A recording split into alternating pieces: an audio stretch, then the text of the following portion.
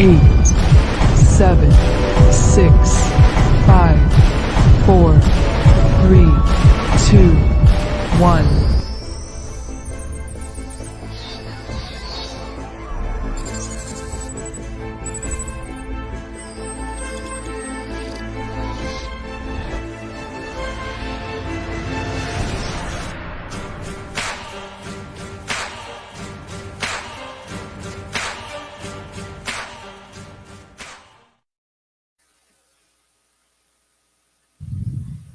Good morning, Breakfast and Body Slam fans out there. We are here live with a home cast in the in-home studio here. And my guest or co-host, I don't know how long he's going to do it for, unless he continues, is none other than one of my good friends, my brother from another mother, tag team partner, manager, all-around great guy, Big Moe. Thank you. It's a pleasure being here, Dave. It's a pleasure. Well, this is our first home cast here for Breakfast and Body Slams. Now, I want to give a shout out, cheap plugs, to the rest of the Devereaux Sports family who go into the studios at Crack Bell Productions, and you can watch them live on CB Pro Live on Facebook.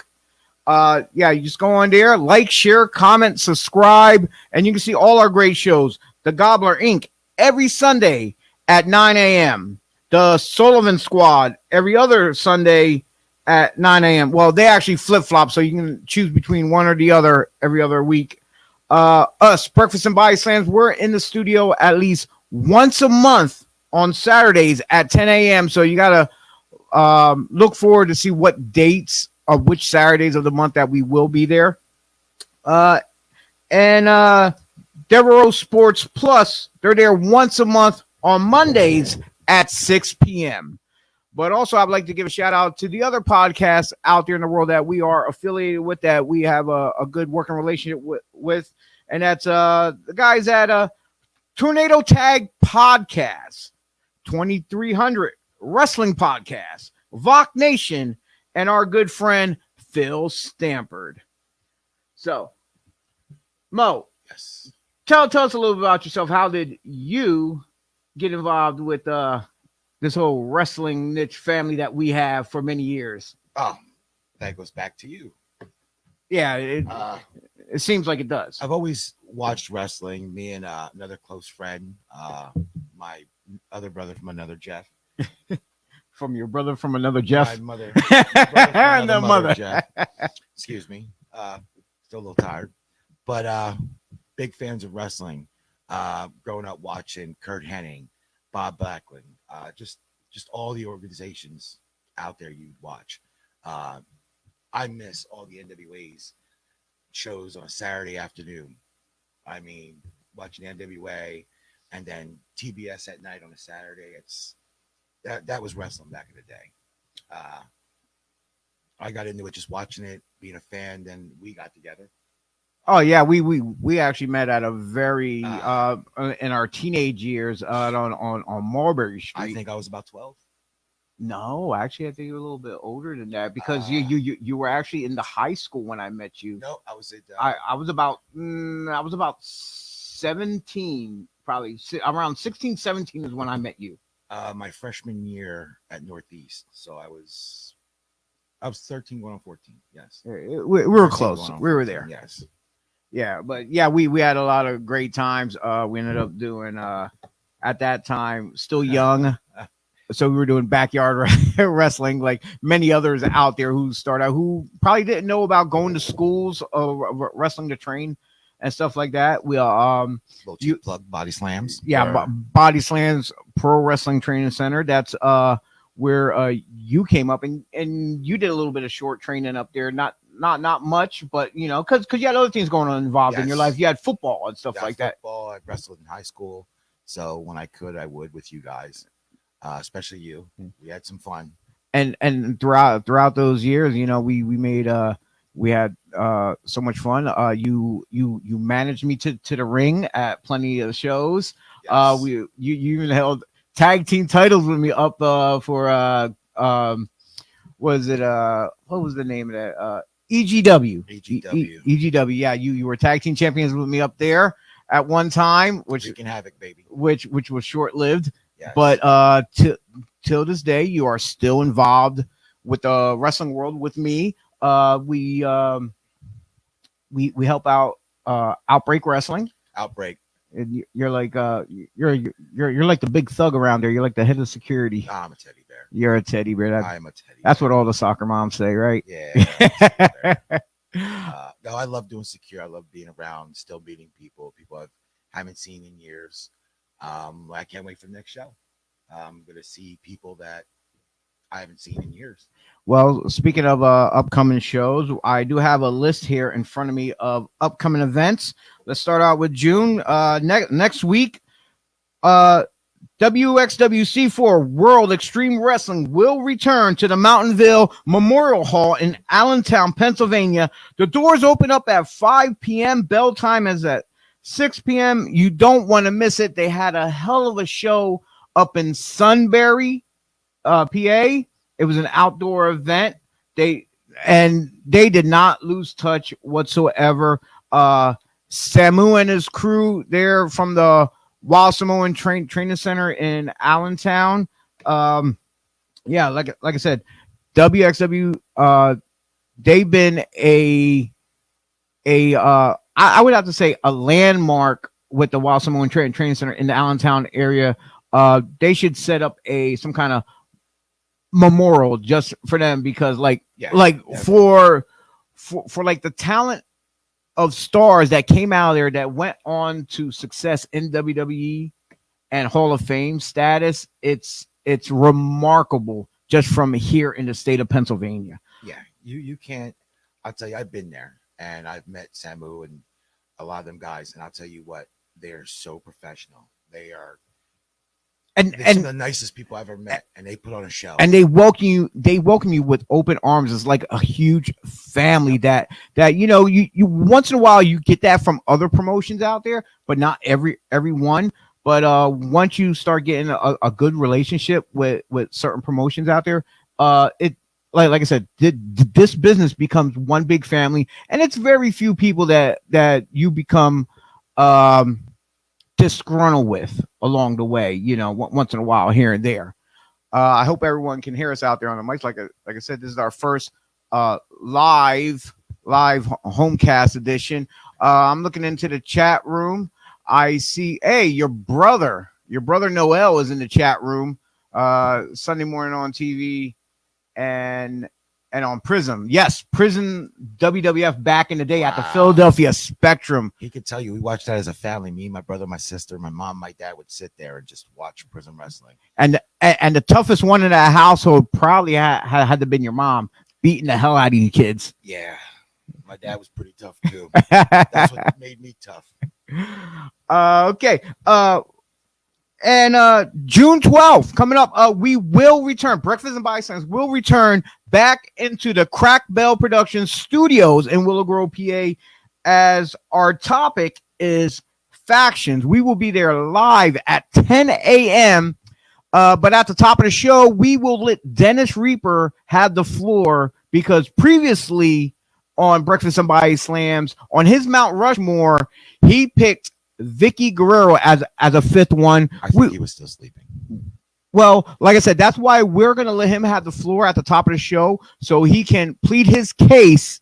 And like I said, Dennis has a reason for everything. He probably has a good reason why he picked Vicky. You had your reasons earlier, what you told me what you might think it might be for. Yeah.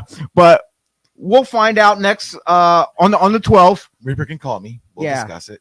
Well, like I said, you want to tune into CB Pro Live on Crack Bell Productions to listen to Breakfast and Body Slams there at 10 a.m. On the 12th. Also going on the 12th, that same day, we'll be jumping out of the studio, back in the car. Me and Jocelyn of JoJo Photos will be heading all the way to Ridgefield Park, New Jersey for Pro Wrestling Magic as they have an event going on at 4 p.m. I believe it might be a double header. The last event I went to, They had their 90s party. It was very, very awesome and great. I loved it. A great bunch of guys to work with. Ring announcer extraordinaire, Shane Fair, was the MC of the night. And he pulls it off so dapperly with his white gloves and his voice alone. There's a lot of great ring announcers out there, but he's on my top of my Mount Rushmore of ring announcers. Him, Dave Adams, Rissa Pappas, and I could put a fourth one in there. I'm gonna go with James Titus, Carolina Jim. Yep. Carolina Jim. But like I said, there's a lot of great ones out there. I can't clutter them all, but they're my four main go-to ring announcers as of right now. But also they have a great production team.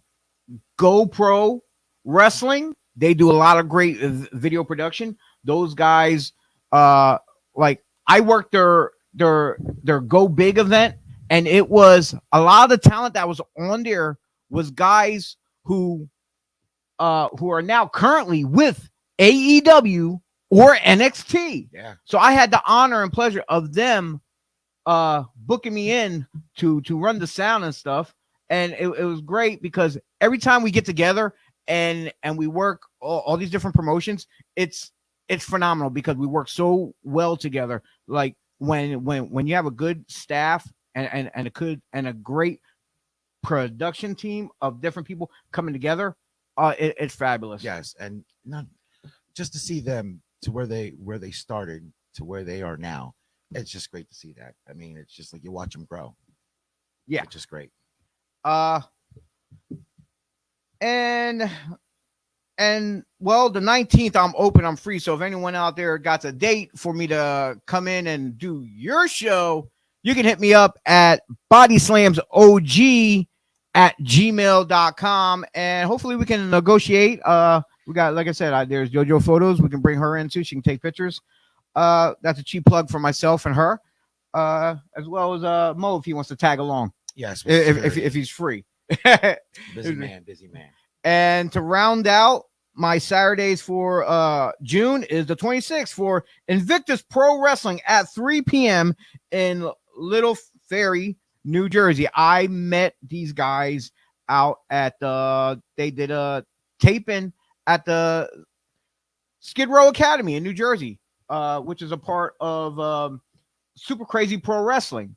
And they're doing great things out there themselves for Super Crazy Pro Wrestling. Super Crazy's great organization. The last time I got to work with Invictus, they also had an outdoor event. It was really fun. They actually had a ladder match outdoor ladder match because they had a truss set up with I guess a contract for an upcoming title match was hanging, but they actually pulled off an outdoor ladder match to go up and grab the briefcase and stuff. But they're a bunch of great guys, very professional. Like I said, everyone I work with currently right now showed me what they can do. I'm looking up in the chat room right now. I see Dylan. Hey, Dylan, how's it going, buddy? Dylan Quinn, one of the referees for WXWC4. What's up, Dylan? Yeah, he's a great guy there too. Book Dylan. Okay, and the big one that everyone's been talking about lately is July 24th, Legends of Hamburg Fan Fest in Hamburg, Pennsylvania, at the legendary Hamburg Fieldhouse. It's going to start at 10 a.m. to 4 p.m. And if you go online and if you get the combo tickets, I guess, I'm not sure the prices or the website link, but you can go on the Facebook and look up Legends of Hamburg Fan Fest or Outbreak Wrestling, because right after that, Outbreak Wrestling will have their event at 6 p.m.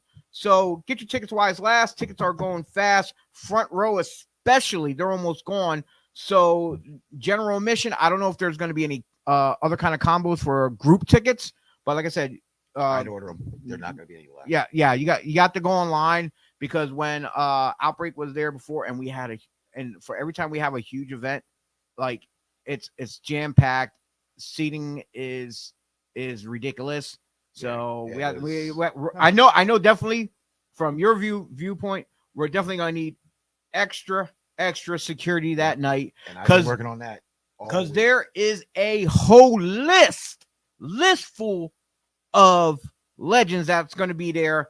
And let me just run down some of the names here. I don't know if this is the entire list, but this is the ones that I picked up on from when I was looking on the Facebook page. So they're gonna pretty much have a lot of the Samoan dynasty there. I mentioned Samu earlier, but the rest of the tribe will be there in full force. Lance Anawai, his son, Jacob Fatu, also Alpha Jr., LA Smooth. You don't want to miss it. You can get a nice group picture of the Samoan family, well, the dynasty, but the family itself, all right there in one spot. You don't want to miss that. Also in attendance, the man with the cast on his arm. Oh, Cowboy Bob Orton. Yes, Oh, yes, indeed. He used that weapon to his advantage, but he claimed he had a broken wrist for broken arm for so many years. I don't think it ever healed. He might have that on. I don't know. Could be. Well, we would just have to find out. Also in attendance, you'll see the Brooklyn Brawler, a legendary Steve Lombardi. He had a lot of great matches in WWF. I want to say. I was going to say WWE, but it's WWF.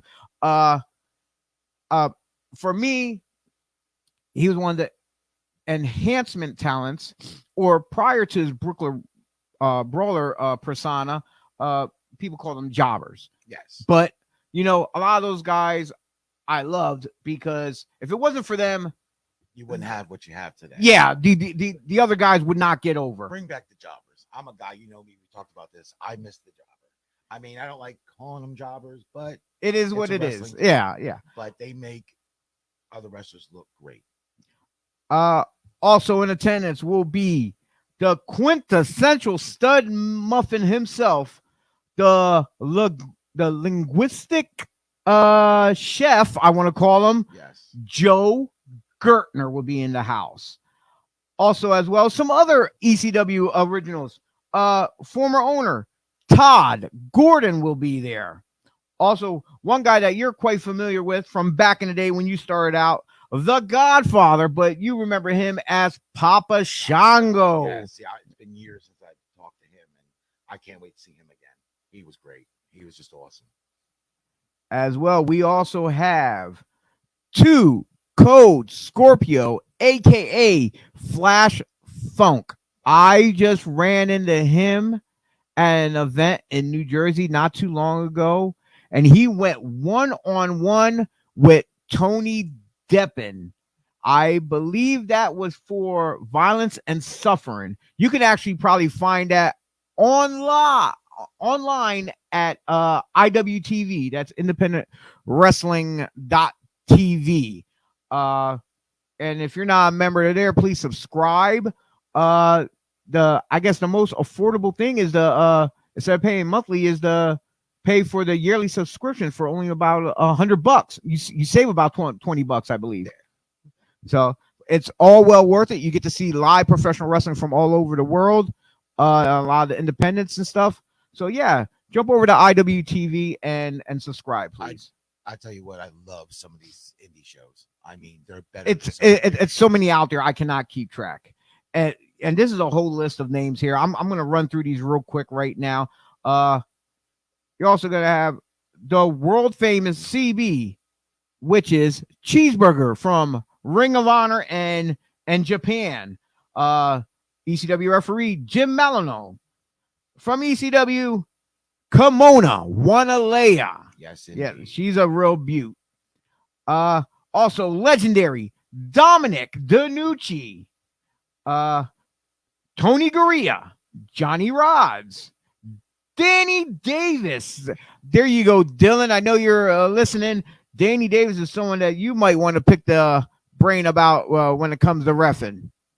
Next one is I'm a little excited to meet. Oh, he's a living legend. He's a Larry Sabisco.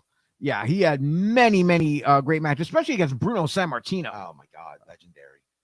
He was another one I watched as a kid. I remember giving my gym teacher a sticker I had he put on his folder in elementary school, and I wanted it back like the following week. I was so upset I couldn't get it back. But yeah, I was a big Larry Zbyszko fan back in the day. Also, as well, we have Barry Horowitz. Pat himself on the back then. He's probably still doing it though. Great guy, great. Another guy that I see quite frequently at some shows, but you never know he's going to be there because he just shows up out of nowhere. Jersey show, he was there. I didn't even know he was there. Yeah, Gary Michael Capetta, great ring announcer. If you watch some of the old wrestling videotapes from was one of the ones where he's from the Omni. Oh my God! Just in general, his voice alone it brings back childhood memories. He was so unique. Another gentleman that you probably may not be familiar, but you probably are, Ken Jugan. I hope I pronounced his last name right. He performed at Body Slams in the beginning as Lord Zotan. Oh, okay. Oh my God, it's been years. Yes, he actually worked with the WWF for a lot of house shows back then, just like our friend Jeff Ripley. Yeah.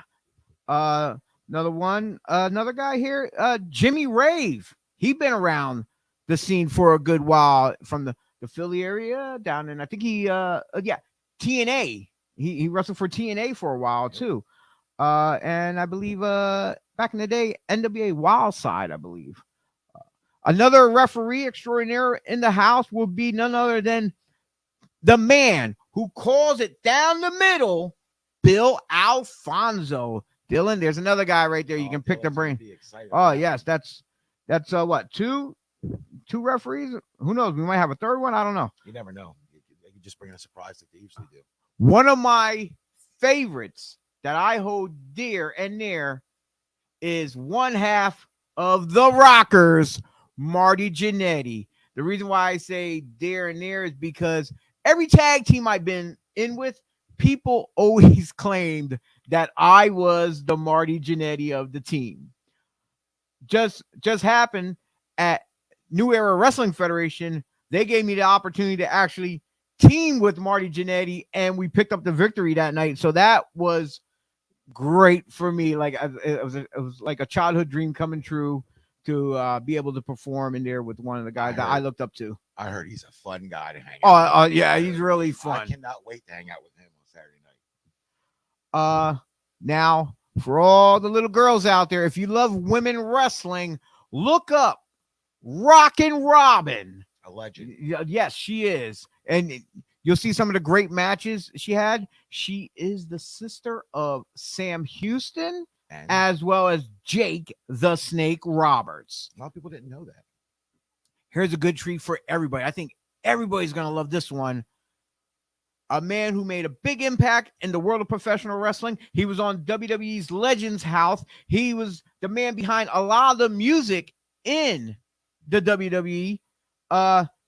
None other than the mouth of the South, Jimmy Hart. He is my number 4 on my Mount Rushmore of managers. Well, we'll get to that sometime too as well. If we have a little extra spare time at the end of the show, I'll get to you on your manager pick, which you wasn't involved with us at the other one. Also, we have Davey Ohana, Jillian Hall, another legend, in his own mind, Mr. Tony Deppen. That's right. This kid is doing great things right now in professional wrestling. He's with Ring of Honor. He's opened up his own brewery up in the Schuylkill County area. He just had his brew hall, I believe it's called, down in Florida. A lot of great talent came in and helped Tony with the event. I think our next podcast should be from his brewery. Well, who knows? Maybe we can get Deppen on here to chat with us, but we will find out. Another man who has performed in the Fieldhouse many, many times, especially for Outbreak Wrestling. Not just Outbreak. Yeah. This next one, I enjoy talking to him and watching him wrestle. Actually. Well, He's been a part of Lucha Underground. He's been over to Japan. He's been a part of Ring of Honor. He's been a part of so many companies. None other than Cortez Castro, aka Ricky Reyes. Yes, phenomenal wrestler. Another big guy in the world of professional wrestling. And it's never his fault. No. Never. Not I'm No, not no. gonna argue with him. big. He's big. He's mean. He's Gene Snitsky. And he is. I've seen him lately. He's gotten into shape. He's a big guy. Big guy. And the final one on my list right here, he is another WWF legend, former Intercontinental Champion, former Tag Team Champion. He is the El Matador at one time, but everyone respectfully knows him as Tito Santana. Yes. Oh, just a legend. A one hell of a legend, and a personal friend of yours. Oh, I he might add. I won't say personal, but we been in many locker rooms together. We shared conversations and stuff. No, I don't go out to eat or parties with him or like family function. I can't say personal, but like I said, he is acquaintance in the business. He's very respectful, very knowledgeable. I think So- it's because he lives too far away, or used to be hanging out a lot more. You stuck on the phone enough. But yeah, so let's jump into the rest of the show here, as the main topic of today is tag teams. So what we're going to do is let's kick off on some of the teams that we grew up watching. So like me, I was a huge fan of guys like so some of the ones that we're going to have there at the Fan Fest is Tito Santana when he teamed up with Ivan Putski, Yes. as well as guys like Tony Garea and Rick Martel. Oh my God, Tony Hey. Garea. I remember watching, as my brother said, Prison Wrestling, and seeing him. Like, man, I mean, wrestling is still good. I mean, they upped it a notch. I always say it's a little more entertaining, a little more physical, but nothing beats the '80s. Growing up watching and just being like gimmicks. Oh yeah, I miss the gimmick. I miss a lot of those things that they don't do anymore. yeah. There's a lot of things that, especially like character wise and stuff. They got away from the kid friendly haha type or just the cartoonish gimmicks. I think the closest thing we have going on in WWE right now is the New Day. You got New Day and New Day, but they recently toned it down a little bit themselves though too. I'm like characters that guys that actually match. So I kind of love that. I like the Viking Raiders. But yes, That's, I did not. That they did not they- even pop in my mind. Yeah, But that's yes, pretty close to what we had back, the day. They remind me guys of, like the Moondogs. But the Moondogs was not as skilled as the Viking Raiders. No, that no, is a demonstration. far from it. Far from it. There were so many other tag teams. Let me see. I mentioned the Moondogs. We got the Wild Samoans. Wild Samoans. Yep. I think a lot of people's least favorite tag team that didn't do so well, that was the Los Conquistadors.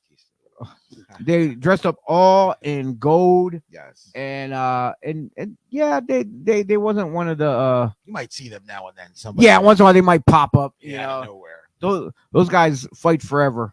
Yeah, they don't age. We just don't know, what they What- look like. One of my personal favorites is Nikolai Volkov Ooh, and the Iron Sheik. yes. You know, that was- you got Sheiky Baby out there, talking about Russian number one. Iran #1, USA, puh. Then he's down there slapping on that camel clutch. Volkov just stomping away, just clubbing you and big boots and all that. That was a big guy, Volkov. I remember when I guess we were showing Boardtown. We actually worked with him on a lot of different shows. But the first time I very met nice him, guy. he is so nice. But man, you walk up to him, he was what was he like 6'5"? I have Six. no idea. He could hurt you. I mean, I shook his hand and he put his arm around me. He said, "Walk with me, son." And I was like, barely understood what he said.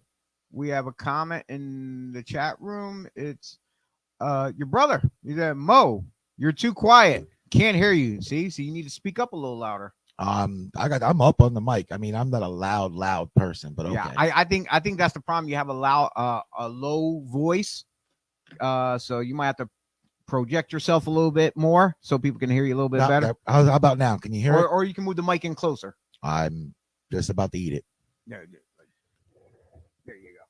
Like there that? you go. There we go. That'll work a lot Yeah, better. that worked. Maybe I should do that to move it up just a little bit. But yeah, there's a lot of great tag teams that we grew up watching. It was like just sitting in front of the TV, and you had that back and forth action. You're cheering for your heroes, the good guys. If you like the good guys at the time, growing up, and we were the same. There was another one like us.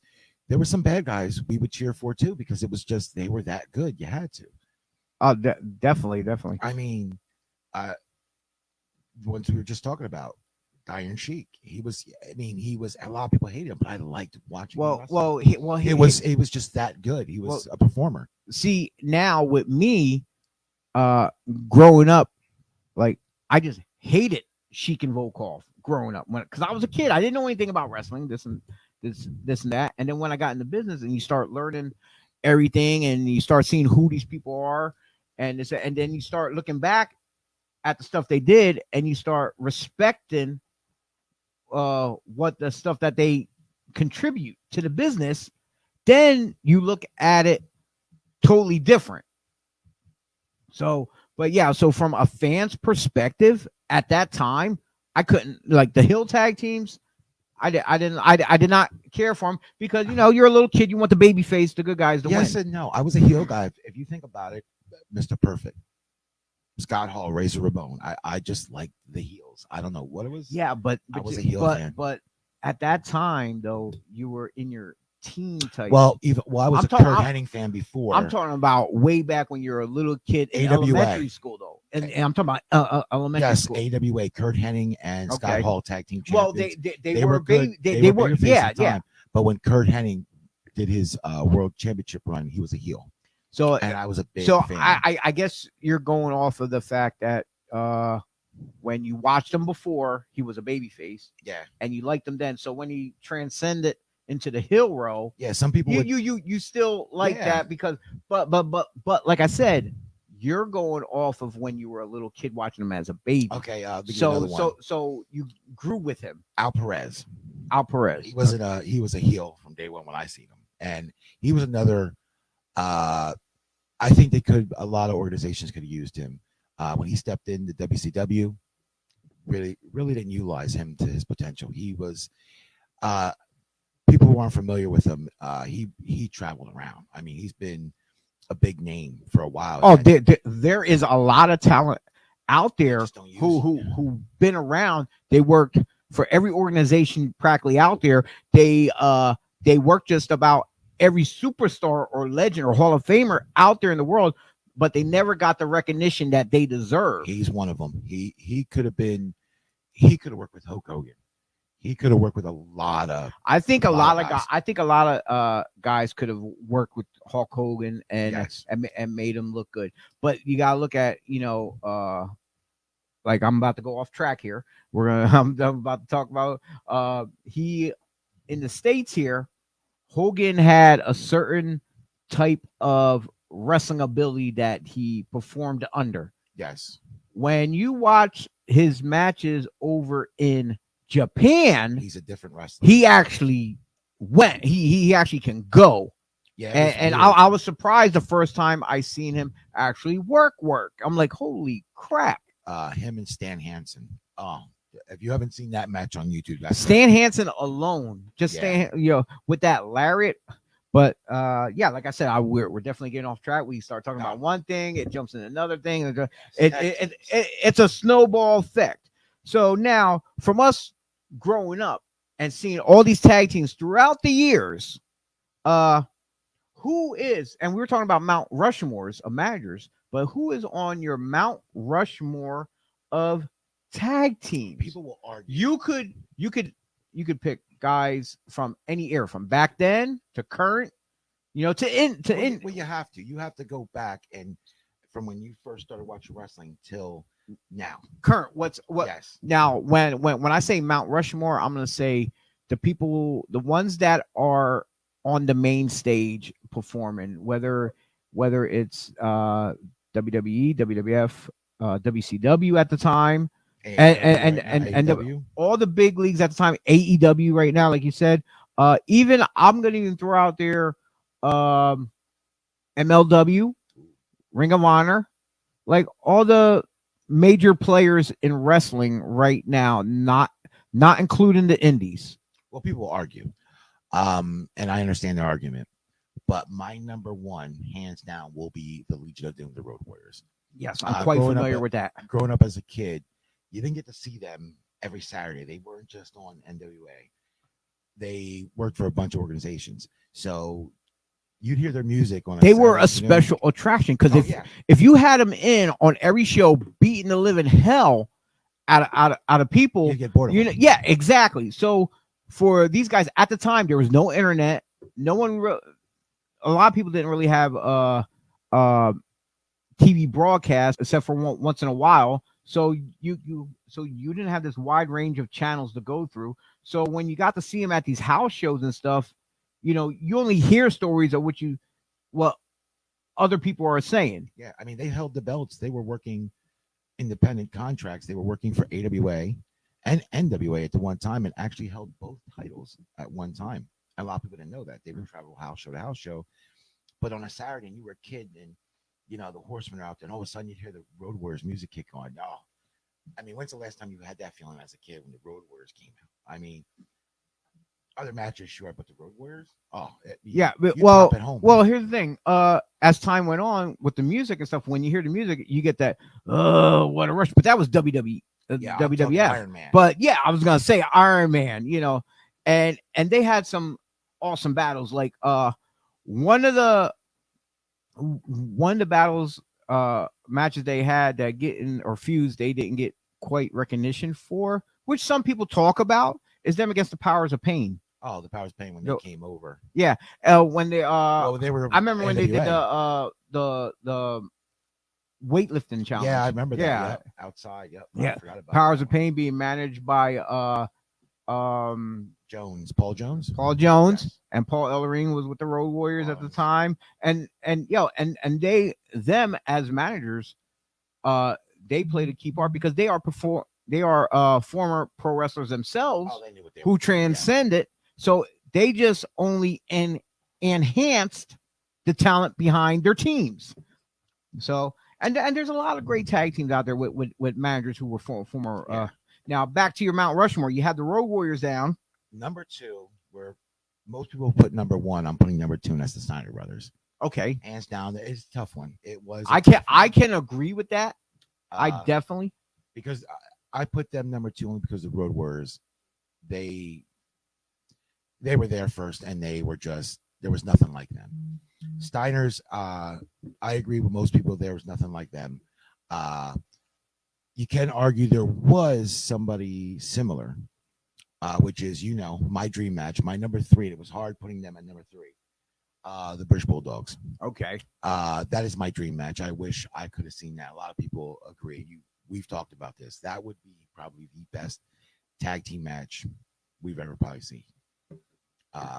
Skill level of both. Yeah, teams. at the time when the Steiners were in their prime, starting out, when they were just killing it, taking tag team titles, and stuff like that.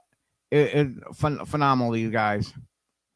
And who's on your final Ooh, now that's a tough one because there's so many tag teams out there.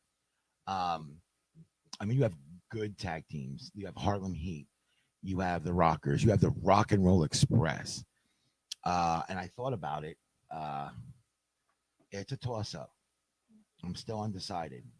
I swear to God, if you do not say the one that I have in my head, I'm going to be disappointed. It's tough because you have so because many. it's not my pick, but it's a pick that I think you would pick.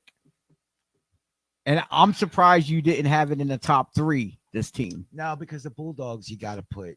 I mean, Okay, you got Road Warriors, you got the Bulldogs, and you got the Steiners. I've been thinking about this. It's tough. I mean, you got Demolition. That's another one that's tough. But there's teams I feel are over them. It's a tough one because they're in my head right now. I got 3 teams that are just like. Okay, well, who are those 3 teams that are in 4th place then? With me, let's see. I have Ivan Koloff and Nikita Koloff. Okay, The the Koloffs. And probably my 4th, I'm just going to say it, it's going to be Anderson. And Blanchard? Yep. That's my 4th, the Brainbusters. Okay. Only because in the NWA, as the Horsemen, I mean, they weren't the biggest guys, but damn it, they were good. They were good. Now, that's your pick. Yep. That's your pick. Your final. Yeah, I don't want to change my mind. Nope, there's a couple, and I know you're going to bring 1 or 2 up.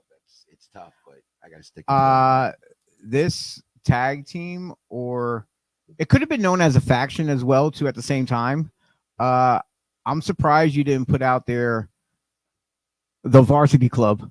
Yeah, the Varsity Club's more. That was your team that Yes. like, besides Road Warriors, I always heard you talk about love Varsity Varsity Club. But I that did. Was, I never if you heard say you talk. factions. Well, I never heard you talk about any other like team or anything No, like I that was, besides Road Warriors. It was Kevin Varsity. Sullivan, Mike Rotundo, and Scott Stein. I mean, Rick Steiner. I didn't see them, but just making a run. They weren't the team that constantly make a run for the tag team. They were. I see your brother's chiming in with his 4 dogs. his 4 picks. Is this Noel? Is this your 4 picks? The Samoans, Moon Dogs, or no? Or do you have another 4? But he's off topic. That guy. Did. Yeah, and the Samoans would be at 5. No, I'm not gonna lie. The Samoan. I like the old school. There's some newer wrestlers, but again, Varsity Club, that is probably my favorite faction of all time. You know that. That was So they should have been utilized a little more to compete with like the Horsemen or something. But that's going to be a topic for our next show in studio on the 12th. We're going to be discussing factions.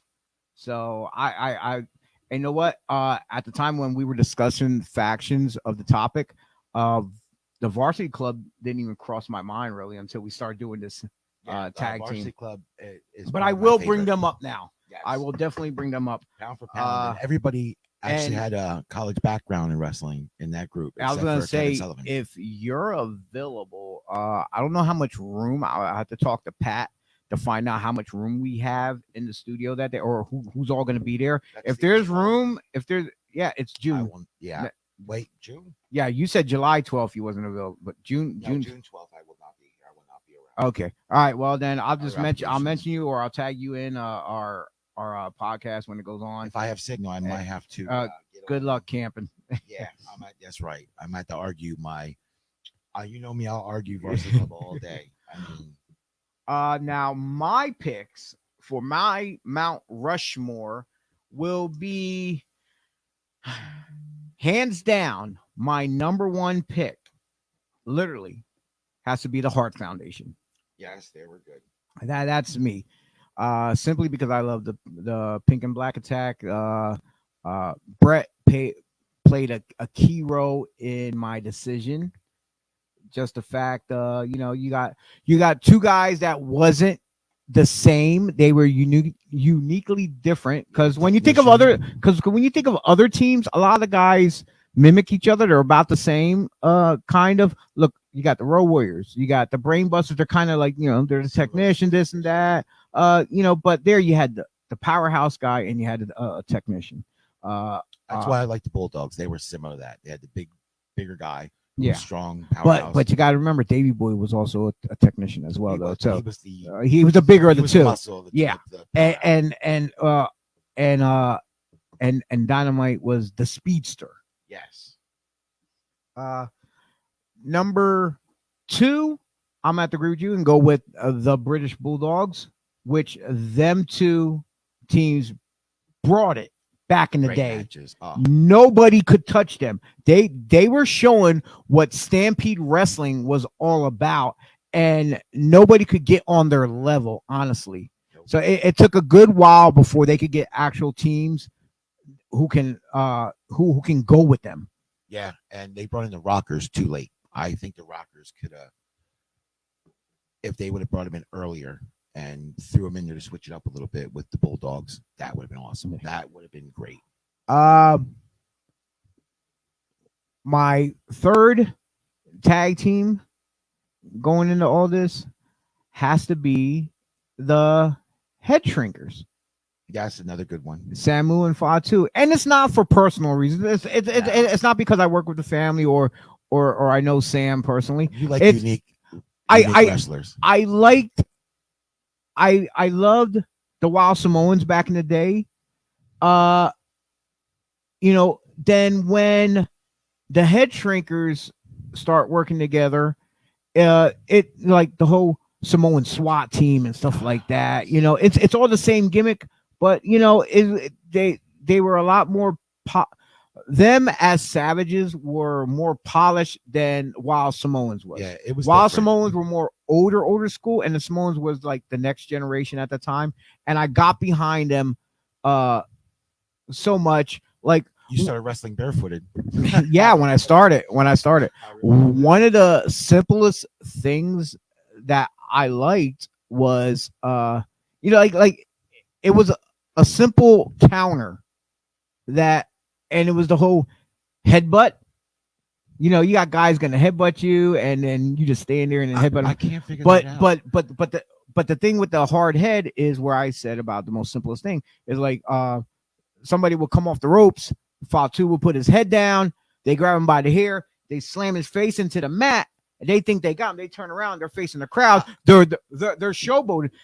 Fatu stands back up after he does that. The guy got his back. As soon as he turns his back, he gets a big a savate kick right to the throat. Yeah, I never understood that.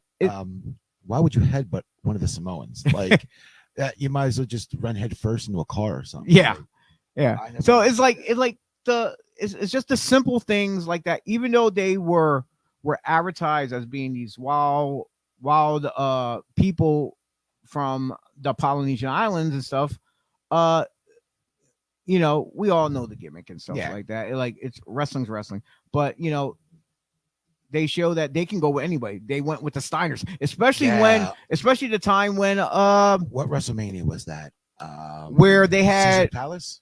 They had Rick Steiner up on the shoulders. I believe it was Sam. I think it was Samu coming off the top rope because Fatu had him up on the shoulders.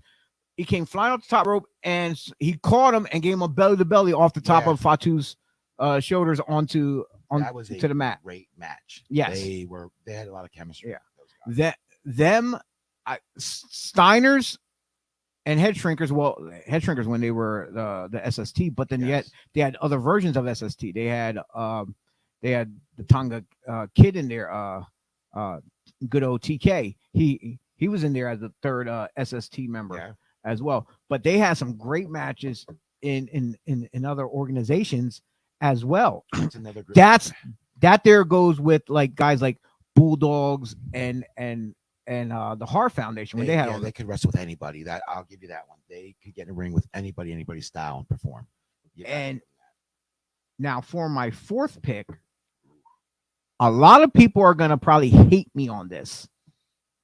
A lot of people are gonna hate me. I know you, Sigo. You're outside the box a lot. Yeah, I'm gonna go with a current tag team. I think I know. They are in a faction by chance. AEW? No, they're in NXT. Oh. I'm gonna have to go with Marcel Bartel and Fabian Eichner, part of Imperial. Okay. Oh, Imperium. Um, those guys are great. They give me that throwback type of vibe when they come out. The whole respect ring general type stuff with Walter and stuff, and those Imperium grew on me so much, and just seeing Eichner and Bartel in there doing their thing, I became huge fans of them. Is it me or you're seeing a lot of that now, especially in the indie shows? More people going classic Well, wrestling. well, uh, another team that would have been if they stayed around and they kept doing their thing would have been much the Mustache Mountain. It was oh my god, Trent Severn and oh my god, my brain drew a blank. I see his face in my head. If you're out there and you're listening and you can help me out here, Was that please was he hit related me to up in the chat. Guerreros? No, Or no, Barry? no, no, not at all. But yeah, those guys would have been on my pick if they were still going. But yeah, right now Imperium is my fourth pick. Like I said, a lot of people are probably gonna hate me on it. Some people might agree or respect my pick, but it is what it is. Give me a bonus one. Give me a number 5. I told you A Smoke would be a my number bonus 5. one. Yeah. Man, should it be old school, new school? And give me from anything. A tag team that you weren't like a big fan, but they grew on you growing up. It don't matter. Somebody you enjoyed watching. Like I used to enjoy certain. I was never really big on Harlem Heat, but I used to enjoy their matches. Okay. They Oh, could perform, you got me here on this one here. and it's Uh a tough one. yeah, it's I'm gonna have to say the Guerreros, Chavo and Eddie. Okay, yeah. And here's the thing. Uh if it wasn't Chavo and Eddie, which I should have this other team as my fourth because I didn't think about it till now, was Dean Malenko and Chris Benoit. Yeah, you know I'm a Malenko fan. And I'm a huge Benoit fan. Yeah. So yeah, if anything, they should have been on my top 4. But you know, there's so many out there that we can go back and forth and choose from. All right, give me your dream match. Dream match. Oh Like I my, said, mine, Steiners and Bulldogs. That's the match I would have Steiners and Bulldogs. Uh, that's a tough pick for me. I would have to say. Oh my god. I don't even think I ever thought of a tag team dream. I had regular one-on-one dream matches. Yeah, they're the easy ones. I would have to say the Heart Foundation and a current team that is out now. Ooh. I'm gonna have to go with I'm hoping you go AEW with this one. FTR. That's it. FTR. FTR. I actually do like them. I wasn't a big tag team fan for a while. You know that. I just couldn't. They were breaking people up, putting people together. FTR. They remind me of the brain busters, and Yeah. and they're a throwback, and it's a good thing that they have Tully Blanchard out there with him because you know he just it's that stamp of approval. Him, Arn, they all get that stamp of approval of FTR, That and would be a hell and of a and the match. thing is, you know, it's a good thing, you know, FTR has the support of Bret Hart after, especially with that incident that went down at the Hall of Fame when that fan came out and attacked him, and you see they just went crazy buck wild on that person. That you know what? That'd be another dream match. FTR against the Brainbusters. Oh That yes, would be yes, unbelievable. definitely, match, FTR and definitely. the Brainbusters. That would be. I mean, that'd be a mirror match. Yeah, yeah. Now as far as finishers go, Tag team finishers. That's tough. There's a lot of good ones. I mean, I've always loved Doomsday Device with the Road Warriors. That was my favorite tag team finisher. I always looked at that and was like, oh my god, how dangerous that was. Yeah, You know, that snap a was- dude's neck. Well, you've heard the stories of wrestlers saying that a couple people got hurt at the Oh, beginning of their definitely. Yeah, you career. come down wrong, you land on your arm. One tag team I didn't mention, but I love their finisher, Demolition. Oh yes, I That did. finisher I did love Demolition's Was finisher. good. But my all-time finisher is another tag team that We're probably gonna agree on this one. If you is say it. ECW. No, See, not ECW is my. I had a tag team I liked there, the Eliminators. Yes. Total Elimination. Yes, that one of my was favorites. hot. That when they first did that, no, but even Doomsday Device, you couldn't touch Total Elimination. That was a hot. Yes, move. it was great. But there's a couple more that I'm like, my favorite tag team finisher of all time. You will probably agree with me on this, but the Powerplex by Power and Glory. yeah, we've actually Hercules. we talked about that. Yes. Hercules hits the superplex, and out come Roma. hits On the top. What was that swan dive? That big swan dive, Paul Roma. yeah. Paul Romer will come off with the splash, and We practiced that. Do you remember that? Body I slams. actually, we actually incorporate me and JoJo, our tag team partner. We actually incorporated that. That is one of our finishers we did. Another one was the heart attack. We did the Heart Foundation heart attack.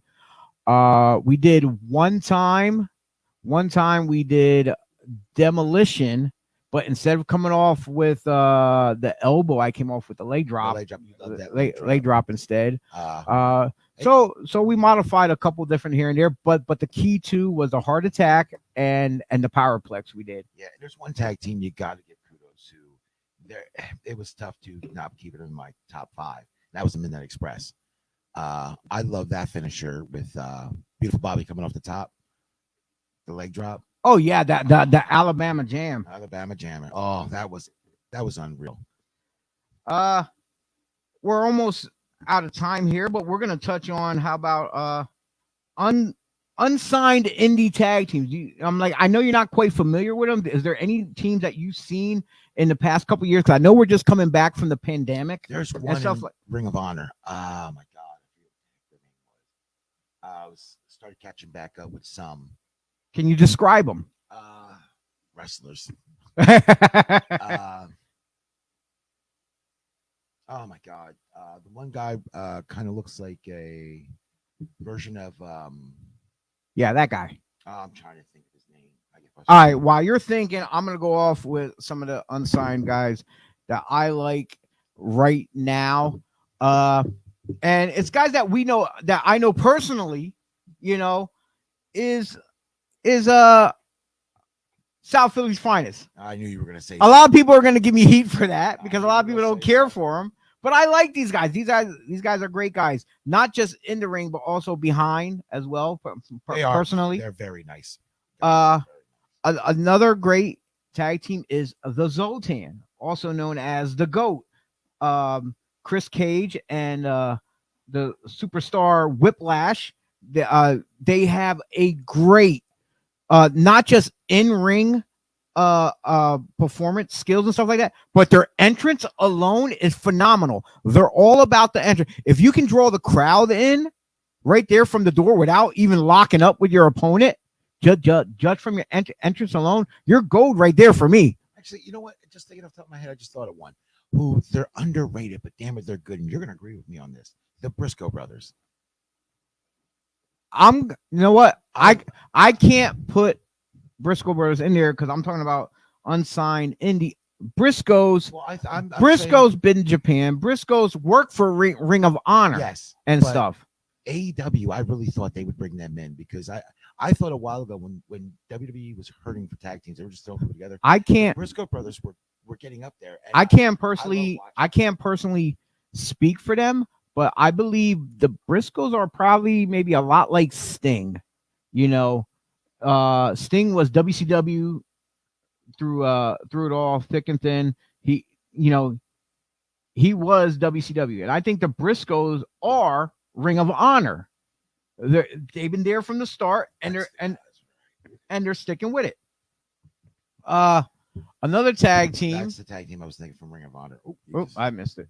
But another tag team I'm gonna have to say is Shawn Sean Donovan, as well as Dan Moff, sent to slaughter.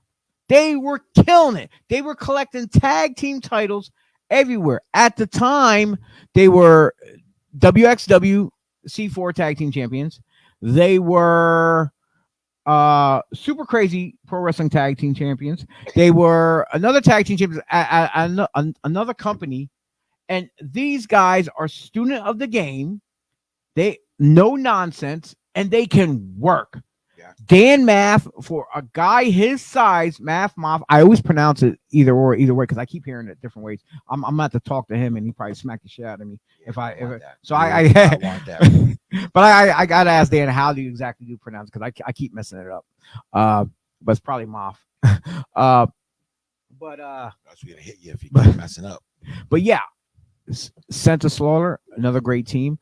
A team who's starting to make waves right now. I don't think they're not much talked about. Is the Lost Breed out at Super Crazy Pro Wrestling? I haven't had a chance to see them yet. Dave Reed and Tahir James. These guys, these guys are doing great things. At first, when they got together, you see, it's formed a new tag team. It takes time for them to gel, but as time went on, they picked up their tag team championships at Super Crazy, as well as another company out there. I'm not familiar which one it was, but that there's another tag team that I'm a huge fan of as well. So there's a lot of like I said, talent out there on the indies, but the one thing that I like though, places like AEW, more I'm going to say this, more than WWE's NXT, AEW is giving more indie guys more opportunities on their other broadcasts of like Dark and stuff like that. How do you? That's what I don't understand. I mean, that's what I thought NXT was for. You bring in some guys, but they don't do that as much. I think NXT at first was like they wanted to bring them into their NXT and mold them their way. Yeah. What they want.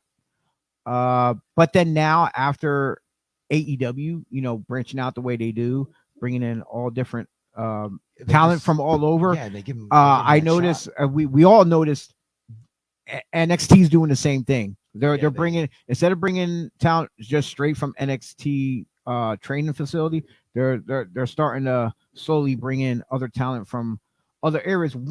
Every once in a while, not often, but once in a while as extras and stuff like that. Touch them. Let them do what they do. If they've made it that far without anybody else changing them up. If you're gonna tweak somebody, you tweak somebody. It's like being a coach. You coach them up. Well, they're But not don't change. well, what but they right do. now, they're not really tweaking anybody. They just have their way of doing things. Hey, look, this is like any job you go to. Oh, well, I used to do this at my old job, and now they want you to do it a certain way when you come in their company. I get all that, but when they start changing you to your whole gimmick, okay, you're it's going just- that route. Yeah, don't touch it. I was thinking of more of the move wise of safety reasons, especially like a lot of the high flyers.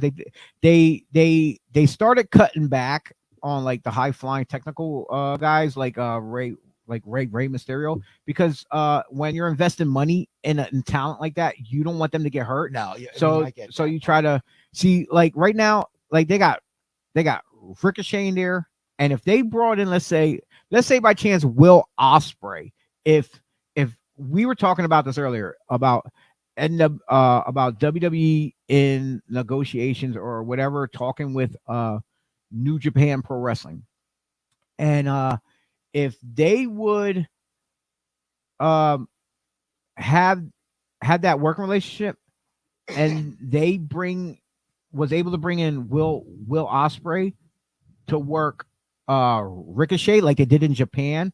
But I'm afraid WWE will water it down and tell me, you can't do this, you can't do that. Yo, those matches are like stuff you would see in movies without the strings attached to the actors or the stuntmen these were like high flying stuntmen doing stuff that they should not be able to do in real They life. disappointed me on one match I wanted to see as soon as Ricochet came over, and you had the two guys. It sucked because I watched a YouTube match of Ricochet with AJ, AJ Styles. That match was unreal. I that don't- was one of the most Well- phenomenal matches I've ever seen. Well, here's one that I don't know if the match has happened. I might have to look it up. I would like to see in WWE right now going on. I would like to see Ricochet working Lindsay Dorado. That should be a nice high flying. Which they have a lot of great guys out there that can fly and go in NXT and WWE, you know, but some of them, you know, they don't showcase it as well as these guys. No, but again, yeah.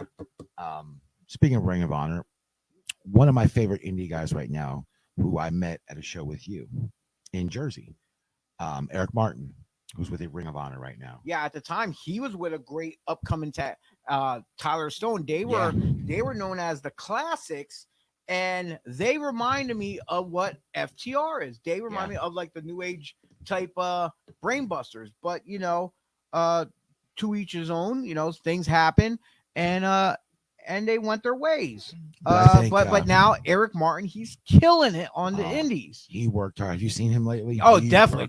Oh, yes. I cannot wait till they finally give him his big push in Ring of Honor to go.